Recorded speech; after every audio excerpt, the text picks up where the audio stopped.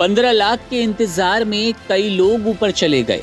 हम 15 करोड़ रुपए की बात कर रहे हैं।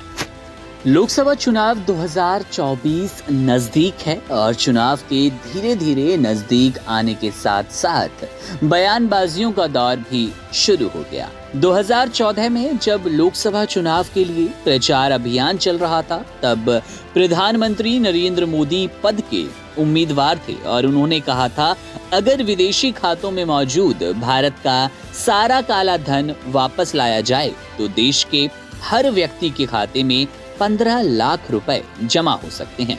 अब उनके इस बयान की खूब चर्चा हुई थी। उन्होंने देश की जनता से विदेशों में जमा काला धन वापस लाने का भी वादा किया था। इसके बाद विपक्ष लगातार आरोप लगा रहा है कि प्रधानमंत्री मोदी ने लोगों को 15 लाख देने का वादा किया, जो कि आज तक पूरा नहीं हुआ। 2014 के बाद से हर चुनाव के दौरान प्रधानमंत्री मोदी के उस बयान को विपक्ष लगातार दोहराता आया है। इस बार भी जब इसकी चर्चा की गई तो दिलीप घोष सत्ते में आ गए। बंगाल बीजेपी के पूर्व अध्यक्ष और बर्धमान दुर्गापुर लोकसभा सीट से बीजेपी के सिंबल पर चुनाव लड़ रहे घोष ने कहा, 15 लाख रुपए के इंतजार में कई लोग ऊपर चले गए। हम 15 करोड़ रुपए की बात कर रहे हैं। आपको बता दें कि दिलीप घोष ने इस बात का जिक्र नहीं किया कि वे किस 15 करोड़ का जिक्र कर रहे हैं।